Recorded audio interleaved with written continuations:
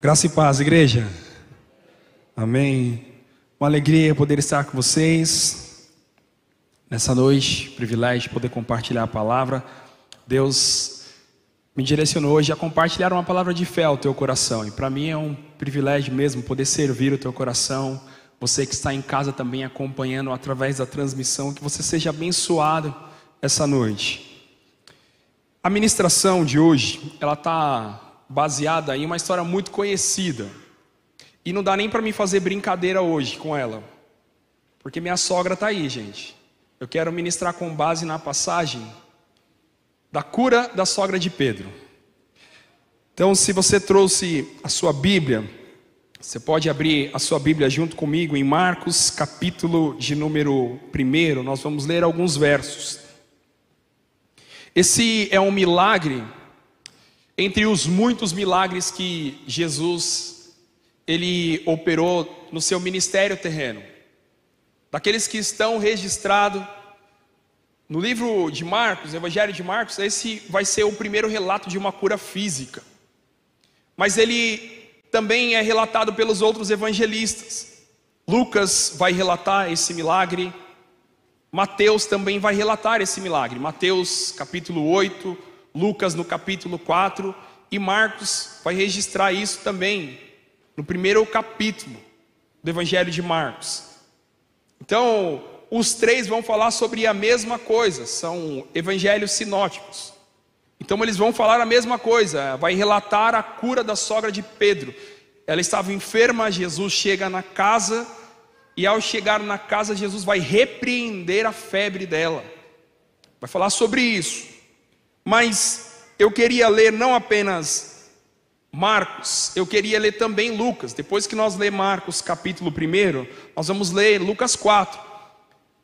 Mateus, no seu relato, ele vai ser muito direto e objetivo.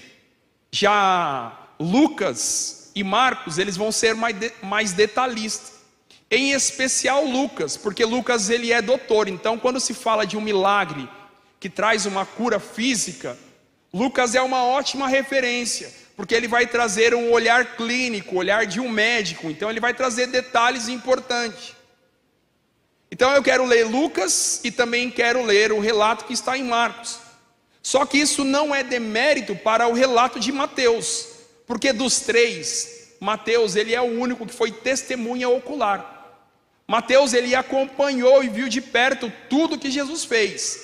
Já Marcos não. Marcos ele vai narrar os fatos com base no que Pedro relatou a ele. Marcos vai ser moço de Pedro, o apóstolo Pedro. Já Lucas vai relatar com base na descrição do apóstolo Paulo. Então o fato de Mateus aqui ele ser muito direto e objetivo não quer dizer que seja um demérito para os relatos de Mateus. Mas dentro daquilo que Deus tem para ministrar aos nossos corações hoje, eu queria me deter nesses dois relatos. O relato de Marcos, vamos ler então Marcos 1, capítulo 1, verso 29 ao 31, e depois eu vou ler Lucas, o capítulo de número 4, o verso 38 e o verso 39.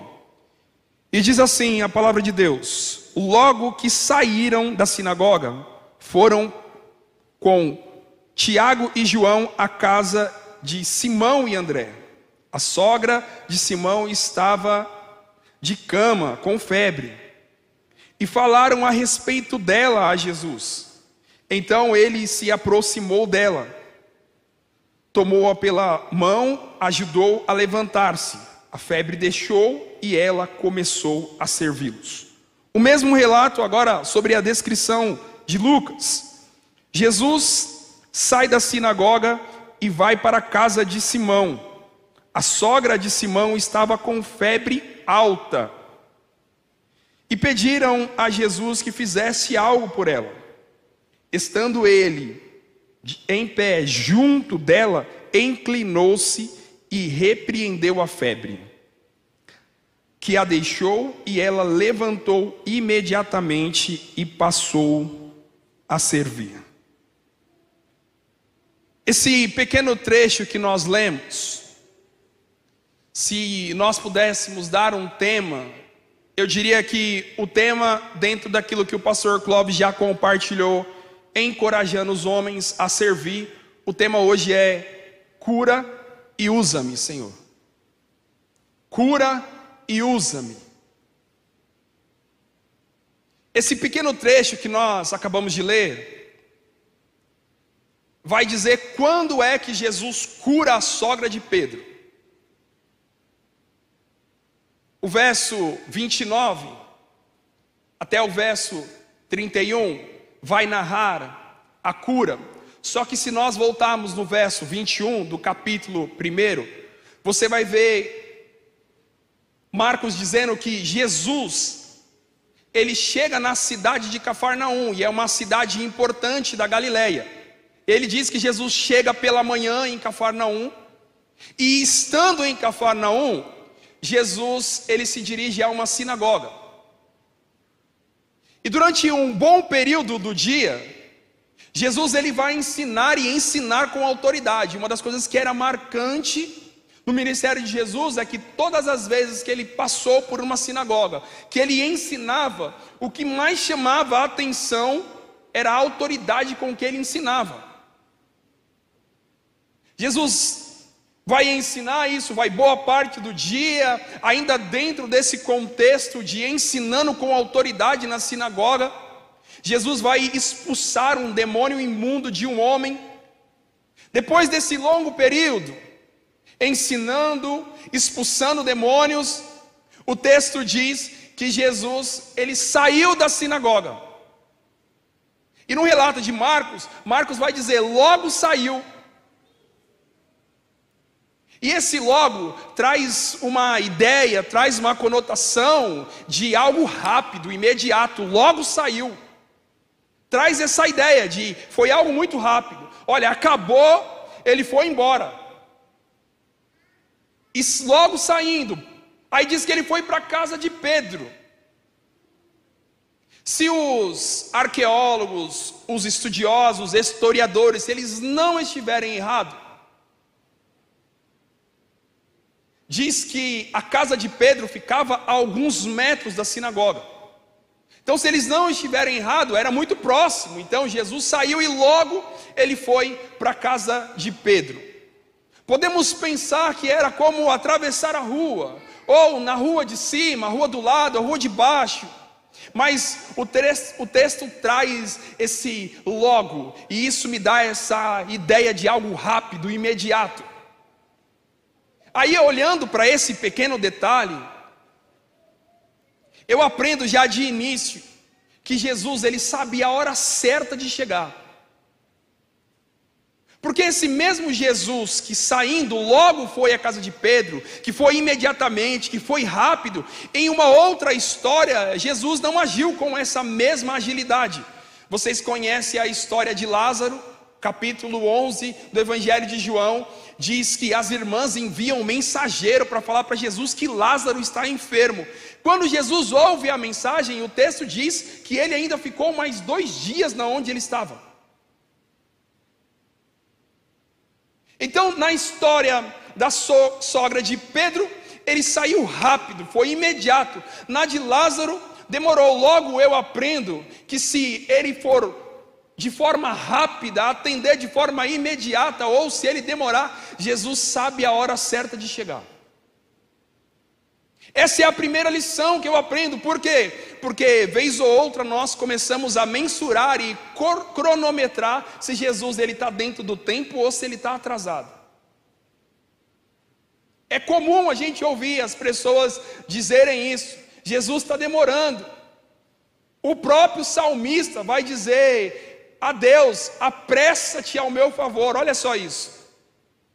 Então é comum, a gente acha, está demorando. E é incrível que para nós, a gente sempre usa essa afirmação: Jesus está demorando para agir em meu favor. Jesus está demorando para operar o meu milagre. Mas quando olhamos Deus trabalhando na vida do outro, a gente costuma dizer: nossa, foi tão rápido, né? Mas o rápido de Deus às vezes leva tempo. Só quem está na situação sabe o quanto é doloroso a espera.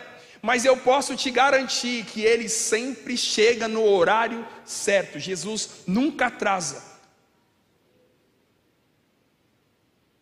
Então o texto diz que ele logo partiu para a casa de Pedro, e aí ele vai para a casa de Pedro e André, junto com Tiago e João. Quando eles chegam na casa de Pedro, Jesus vai se deparar com essa situação. A sogra de Pedro estava enferma, e como eu disse, minha sogra está aqui, eu não vou nem fazer brincadeira com isso hoje, gente.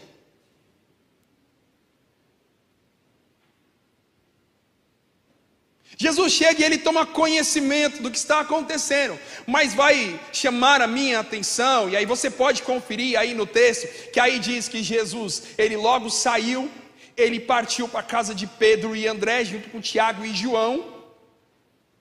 Chegando na casa, Jesus toma conhecimento do que está acontecendo, mas antes de chegar ele já sabia o que estava acontecendo. Ainda assim, quando ele chega tomando conhecimento, o texto diz que os discípulos, eles intercederam em favor da sogra de Pedro. Olha que não foi nem Pedro, os discípulos que estavam na casa de Pedro, eles vão falar com Jesus para que Jesus fizesse algo por ela.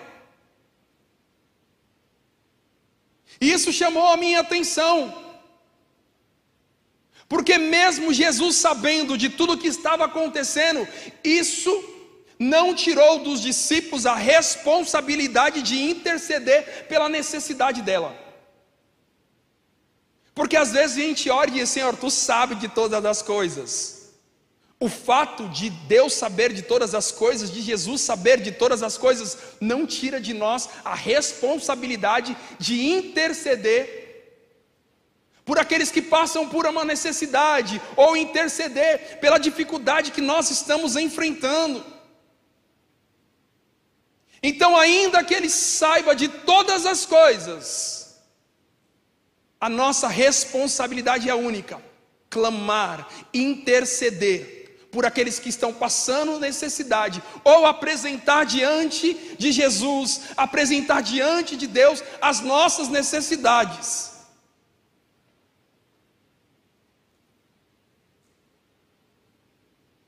E é lindo porque o texto diz que eles clamam, eles vão interceder, Jesus vai ouvir, Jesus vai agir nessa situação.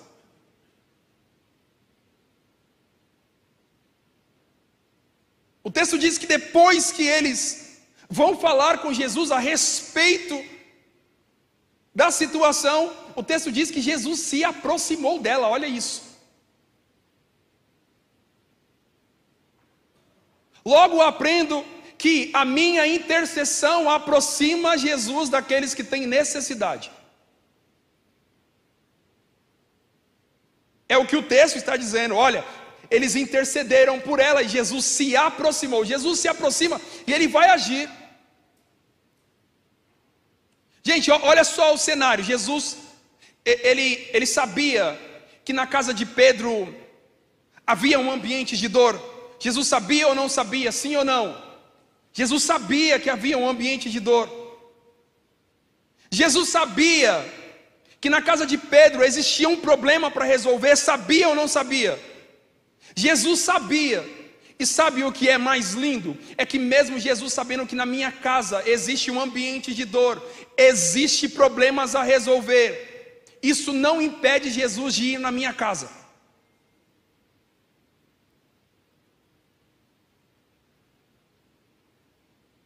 Então, ainda que a sua casa esteja passando por um momento de dor, ainda que exista um problema na sua casa, isso não impede Jesus ir na sua casa. Muito pelo contrário, isso atrai Jesus para a sua casa.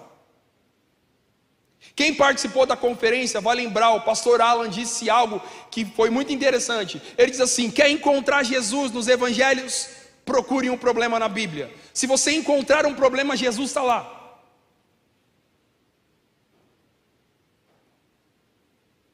E às vezes a gente acaba sendo enganado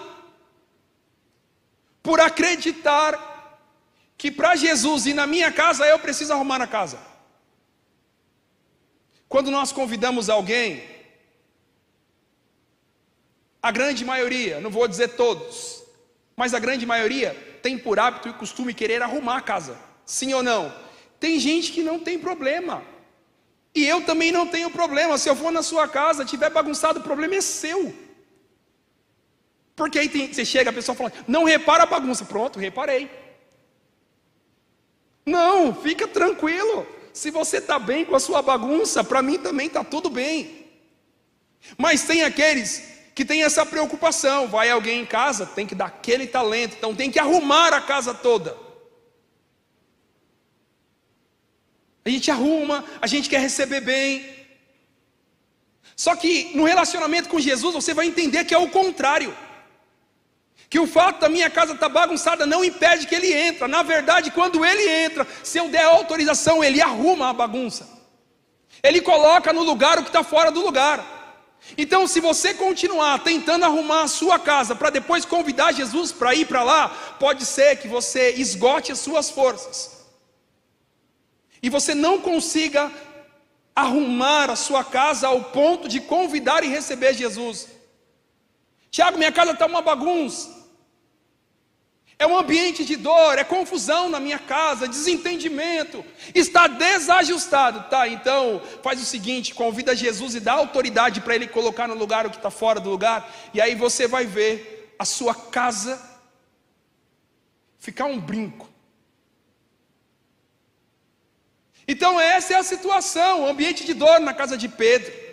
Existe um problema, e a dor, o ambiente de dor, esse problema que existe não impediu Jesus de entrar. Jesus entra. Depois que ele entra na casa de Pedro, os discípulos, eles vão interceder pela sogra de Pedro. E aqui já mostra que era uma mulher querida, porque se os discípulos intercederam por ela, uma coisa era falar assim, Pedro intercedeu pela sogra. Talvez havia um interesse de Pedro ali, ou de fato Pedro ama a sogra dele. Mas ouvi que os demais discípulos, eles intercederam por ela. Isso me mostra que era uma mulher de valor. Eles intercedem.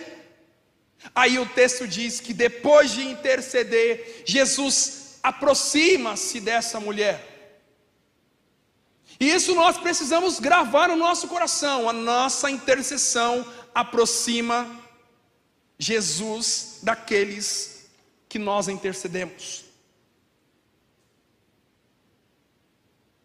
E às vezes é necessário a intercessão, porque as circunstâncias não permitem que aquele pelo qual, ou aquela pessoa pela qual nós estamos intercedendo, ela possa chegar diante de Jesus. Quem sabe foi o caso dessa mulher. Porque olha, se os arqueólogos estão certos, e os historiadores, se a casa de Pedro é perto da sinagoga, por que que Pedro não levou a sogra até lá? É perto, gente. Os discípulos estavam lá, era só pegar a cama e levar até onde Jesus estava. Por que é que eles não levaram? Porque às vezes as circunstâncias vão nos impedir de tomar algumas ações. Mas entenda algo, as circunstâncias podem impedir de nós levarmos o necessitado ou o enfermo até Jesus. Mas as circunstâncias não podem impedir Jesus de chegar até o necessitado. Uma das possíveis, ou uma das possibilidades pela qual essa mulher não pôde ser levada até a sinagoga, é porque era proibido curar na sinagoga de sábado. A importância do detalhe do texto, no verso 21, então no capítulo 1 de Marcos, diz que Jesus chegou pela manhã e está ministrando numa sinagoga, ele está ensinando. Então era proibido curar aos sábados. Um dos possíveis motivos pelo qual as circunstâncias impediam que essa mulher fosse levada até Jesus. Mas aí, quer ver um exemplo que a circunstância impede de um necessitado às vezes chegar até Jesus, mas não impede Jesus chegar até um necessitado, até alguém enfermo? Se você ler no Evangelho de Lucas, o capítulo 6, a circunstância impede que seja curado de sábado.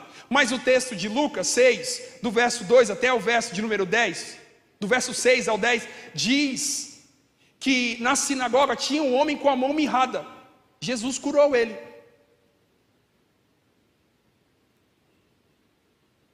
Porque vai ter dia que Jesus vai curar na sinagoga, ainda que as circunstâncias digam que não. Vai ter dia que Jesus, ele vai mandar apenas uma palavra para sua casa e vai alcançar aquele que está enfermo e ele será curado. Lucas capítulo 7, do 2 ao 10, é a cura do servo do centurião. Ele diz: Senhor, basta apenas uma palavra. Então tem dia que ele vai curar na sinagoga, tem dia que ele vai mandar apenas uma palavra, mas tem dia que Jesus vai fazer questão de sair da onde ele está, para entrar dentro da sua casa e operar um milagre dentro da sua casa. Por quê? Porque as circunstâncias podem impedir que um necessitado, alguém enfermo, chegue até Jesus, mas não pode impedir que Jesus chegue até ele. Talvez alguém da sua família que você tem orado para que Deus possa alcançar, salvar, você já convida há anos para que esteja nesse ambiente onde somos expostos à vontade de Deus, à palavra dele, sentimos a presença dele no meio do louvor. Você deseja que ele venha para cá, só que existem circunstâncias que impedem ele de chegar aqui. Então tudo que você precisa é interceder por essa vida. Porque se as circunstâncias impedem dele chegar até aqui, então nós precisamos clamar para que Jesus chegue até ele. Se Jesus chegar,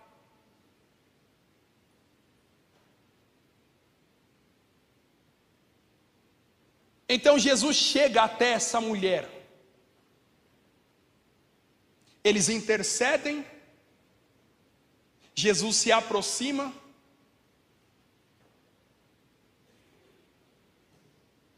Marcos vai dizer que Jesus deu a mão e ajudou ela a levantar, mas o detalhe que Lucas traz é diferente. Lucas vai dizer que Jesus, se aproximando e em pé próximo dela, ele diz que Jesus se inclinou, repreendeu a febre dela, e imediatamente ela foi curada. A Bíblia não diz qual é a doença, a Bíblia diz que essa mulher está enferma, diz que é uma febre, e a febre, ela é um indicativo que existe algo de errado com o nosso corpo. A febre tem muitos sintomas. A gente perde o apetite, tem calafrio,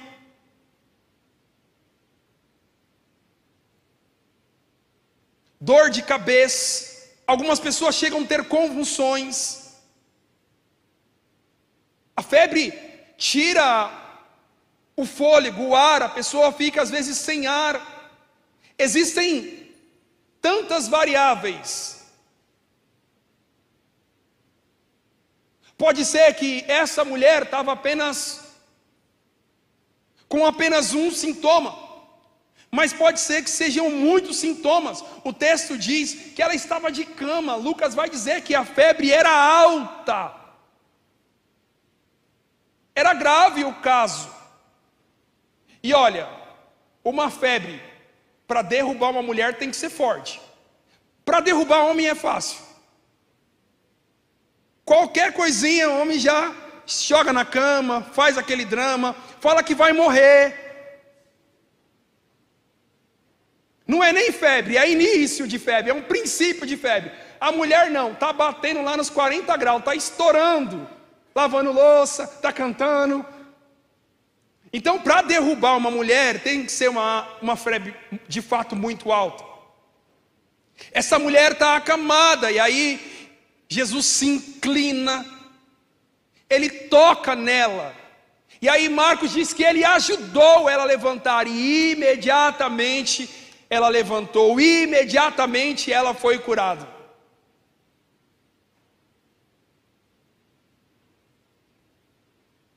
E aí, pensando em pessoas pelas quais nós estamos intercedendo para que Jesus possa intervir e fazer algo, talvez você pense em uma pessoa que está num quadro muito difícil, talvez de enfermidade física, ou talvez uma enfermidade espiritual, e afastou essa pessoa de Cristo. Aí a gente fica pensando como é que Deus vai fazer, e a gente fica pensando em acontecer algo gradativo, ou seja, quanto tempo será que vai demorar para Jesus tratar essa vida? Aí a gente pensa, não, essa não tem jeito, essa vai demorar muito. Ei, quando Ele coloca a mão, é imediatamente curado.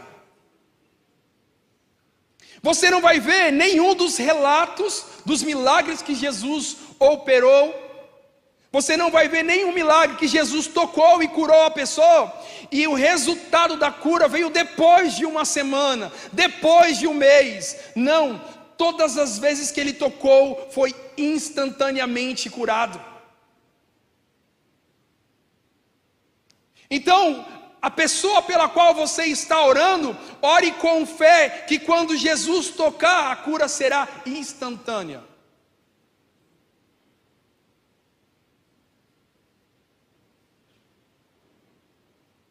Jesus tocou, Marco diz que Ele ajudou, ela ficou de pé, imediatamente foi curada. Agora ela está servindo. O último verso diz que ela levantou e foi servir. Olha só. Se é um homem, gente, uma semana para se recuperar da febre. Ela pulou da cama e agora ela está servindo. Por quê? Porque existe um propósito de Deus em todas as coisas. Existe um propósito na enfermidade, existe um propósito na cura. Qual é o propósito de Deus na cura? Deus cura com o propósito de usar as nossas vidas. Ninguém conserta nada para deixar guardado no armário ou na prateleira. Você tem algo quebrado na sua casa, você manda consertar para deixar guardado? Você tem algo na sua casa, não vai ser mais útil para você, você conserta para deixar lá guardado? Não.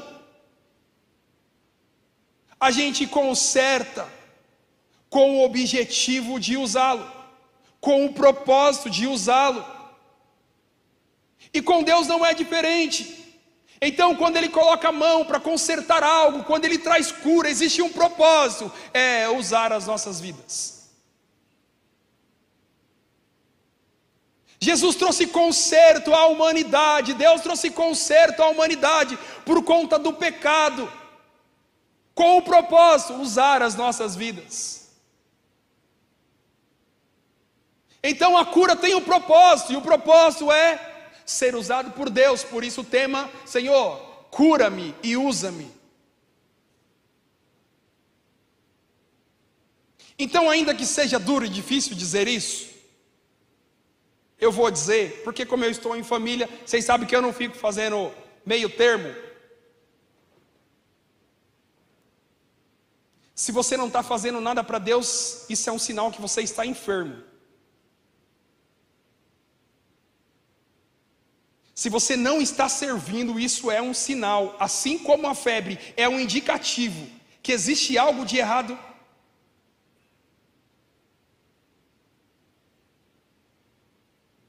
Se nós não estamos fazendo nada, esse é um sinal que nós estamos enfermos. Porque nós estamos aqui diante de uma mulher que ela estava enferma no seu físico. Era uma febre que tocava o físico dela. Mas essa febre, se nós olharmos de forma espiritual, nós podemos discernir que existem pessoas que estão com febre nas suas emoções. Essa febre te deixou de cama, você está paralisada, você não faz mais nada, você está limitada, você está limitado. A febre dessa mulher impedia que ela fazia atividades básicas do dia a dia.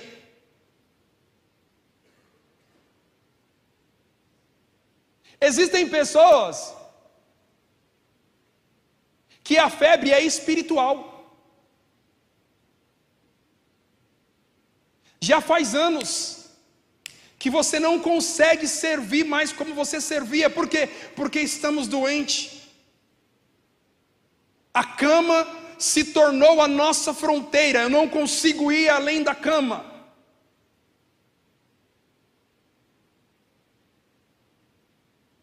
Eu sei, é duro ouvir isso, mas eu vou dizer novamente: se você não está servindo, se você não está fazendo nada, existe algo de errado. Você está enfermo, você está enferma.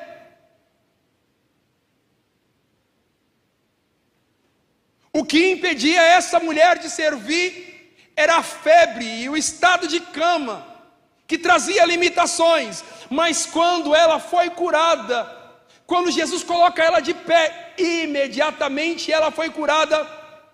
O texto diz que ela passou a servir.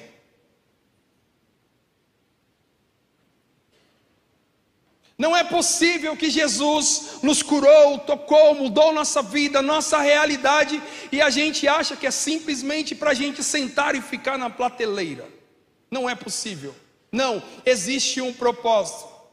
Tiago, o que eu vou fazer? O que você sabe fazer? É isso que Deus quer que você faça. Eu imagino que o que ela sabia de fazer melhor era um cafezinho. Deve ser esse o motivo pelo qual os discípulos foram falar com Jesus: Jesus, cura ela, porque se o Senhor não curar ela, não vai ter o cafezinho da tarde.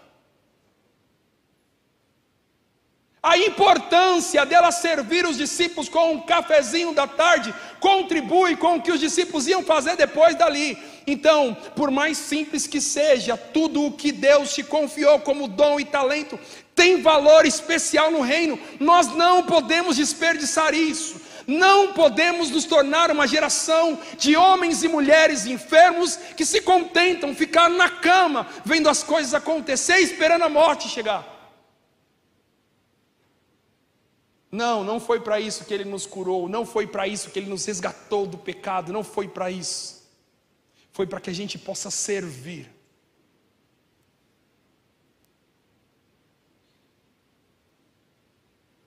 Assim como Paulo diz, cada um examine-se a si mesmo. Por mais que seja duro, eu falo com leveza. Por quê? Porque essa palavra também é para mim. Eu falo com leveza. Por quê? Porque é a palavra de Deus que está sendo pregada. Não é a minha opinião. Eu não estou aqui para analisar quem faz ou quem não faz. Eu estou na mesma condição que cada um de vocês.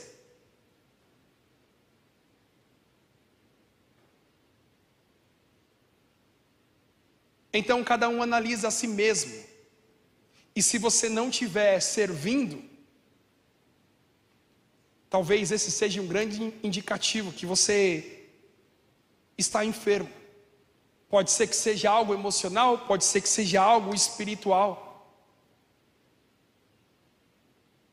E quando eu falo de servir, isso não se limita a participar das atividades da igreja. Primeiro comece em casa. Primeiro comece em casa. Uma das coisas que eu tenho visto e tem machucado muito meu coração são famílias que não conseguem servir uns aos outros em casa.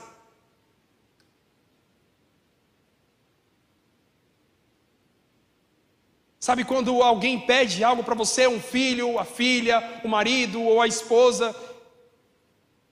Se a resposta que você tem dado é faz você, busca você, pega você, pode ser esse um grande indicativo que você está doente.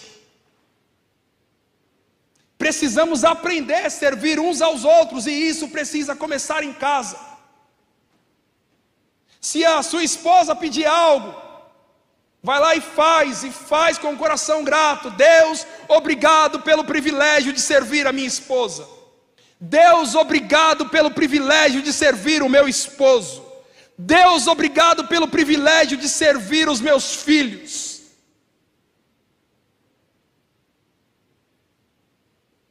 Então talvez na hora que eu falei da enfermidade não servir, alguns já podem ter ficado já um pouco arredio quanto a isso, pensando, está falando que eu tenho que fazer algo na igreja. Tá, não, mas primeiro comece em casa. Porque quando essa realidade toca a nossa casa, é natural a gente fazer isso. com a nossa família na fé, quando essa realidade toca a nossa casa, é natural a gente fazer isso, no nosso ambiente de trabalho, servir uns aos outros. E o maior exemplo disso é Jesus. Quando ele lava os pés dos apóstolos, ele está dizendo, não é simplesmente faça o que eu digo, é faça o que eu faço. Que o maior sirva ao menor. Então a dificuldade de nós servirmos uns aos outros, esse texto vai revelar é que a grande maioria entre nós está enfermo. E aí diante disso, essa palavra de Jesus, essa palavra de Deus para nós, é Ele dizendo, olha, eu quero curar a minha igreja, eu quero curar o meu povo, para quê? Para que um sirva ao outro.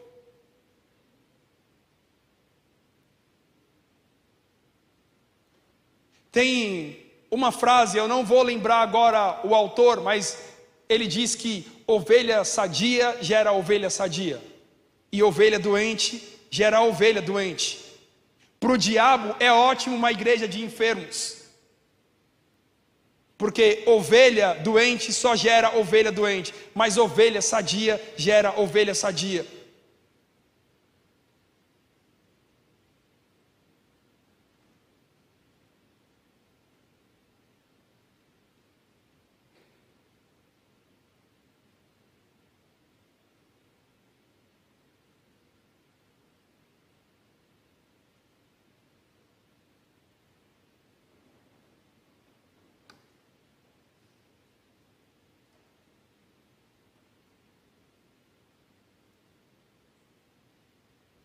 Eu tinha dificuldade de lidar com esse silêncio.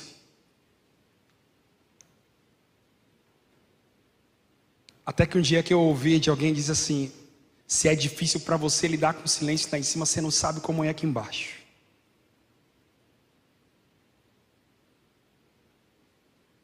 E eu sei que talvez para alguns aperta esse silêncio e essa voz de Deus ecoando no coração.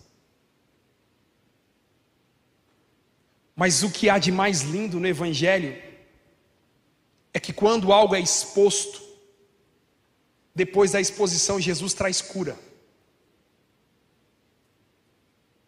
Você não vai ver ninguém sendo exposto no Evangelho e permanecendo exposto. Então, se essa palavra te expõe, após a exposição vem a cura.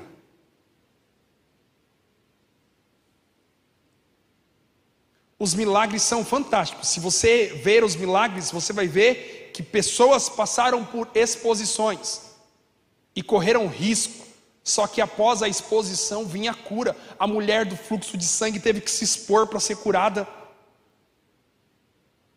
O cego do tanque de Siloé teve que se expor para ser curado. Bartimeu se expôs, gritando pela cura. Você vê uma mulher clamando pela filha, que estava endemoniada, ela se expõe. Jesus ainda diz para ela assim, não convém tirar o pão da mesa e dar aos cachorros. Olha só isso, que forte.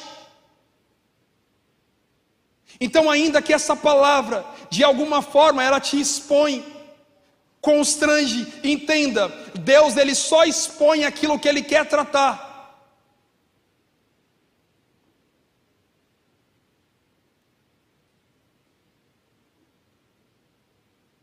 Então você pode fazer uma análise tanto sobre as suas emoções, quanto uma análise espiritual. O que é que tem me paralisado a servir o outro?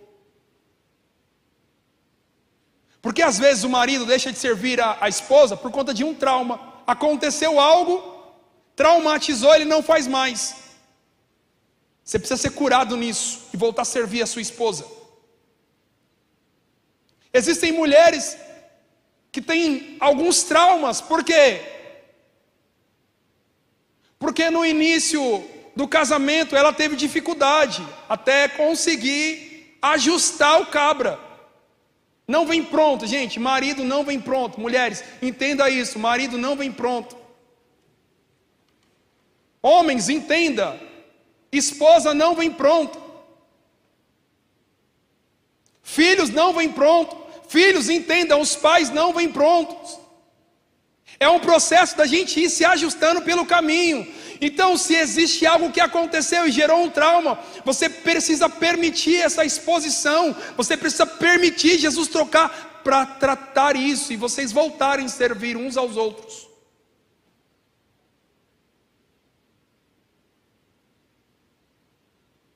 Porque ainda que você esteja fazendo isso bem aqui, se não for uma realidade na sua casa, isso é vão.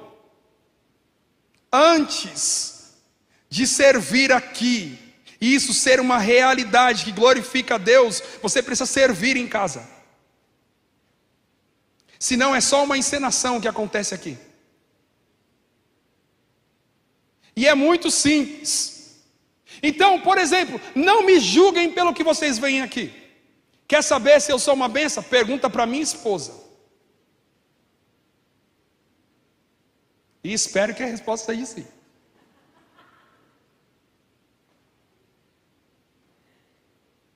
Pelo menos é para isso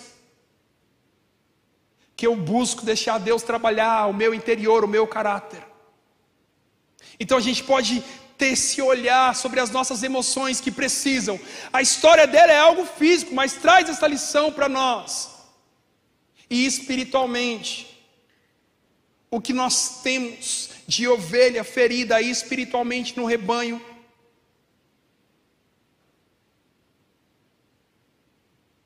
só que depois que é identificado que está enfermo, está com febre, está tendo, a febre traz alucinações, está tendo todos os sintomas.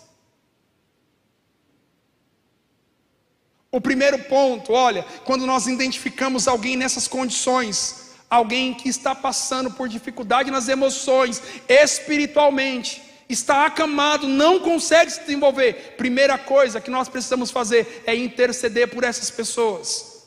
Segundo, a pessoa que está na condição precisa deixar Jesus tocar e ajudar a ficar de pé. O texto de Marcos diz que Jesus ajudou ela a ficar de pé. Não foi Jesus que colocou ela de pé forçado, ele diz, ajudou-a.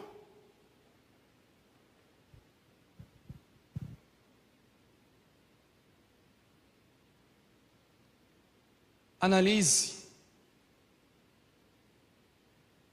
Olhe para dentro de si. Como você tem servido ao Senhor? Como você tem servido a sua casa? Isso vai dizer muito sobre a sua saúde emocional e a sua saúde espiritual. Se você tem dificuldade de servir os seus irmãos nessa casa de oração, se você tem dificuldade de servir a sua família, talvez esse seja um grande indicativo que você está enfermo.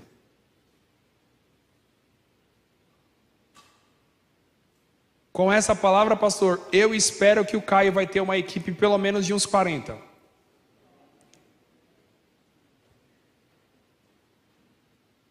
Não só o Caio, mas todos os departamentos da igreja. Tiago, eu quero servir, não sei como.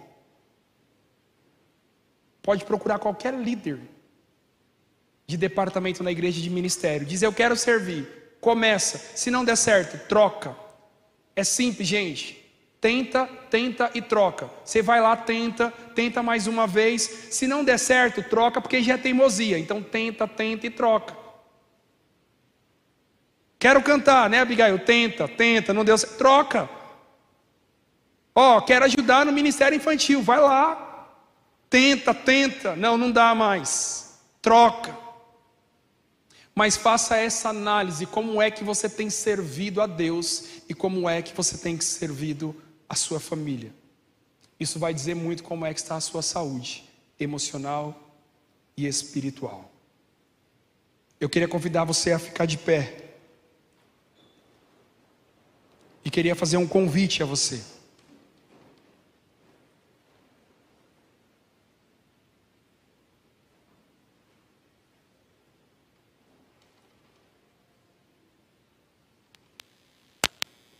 Se você, de forma sincera,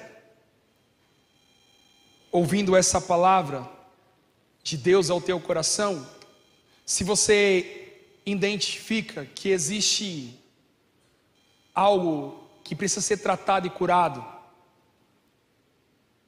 porque o texto diz que Jesus, ele repreendeu a febre, e ela saiu, deixou essa mulher.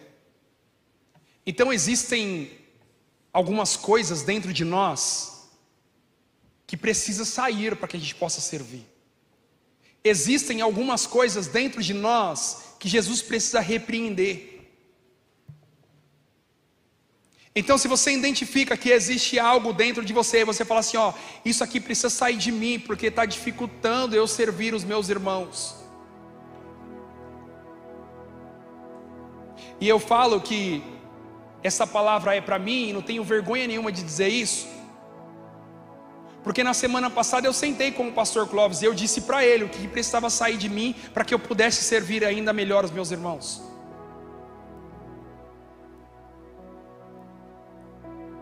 Não existe super-homem, super-herói nessa igreja, nem tampouco homens perfeitos.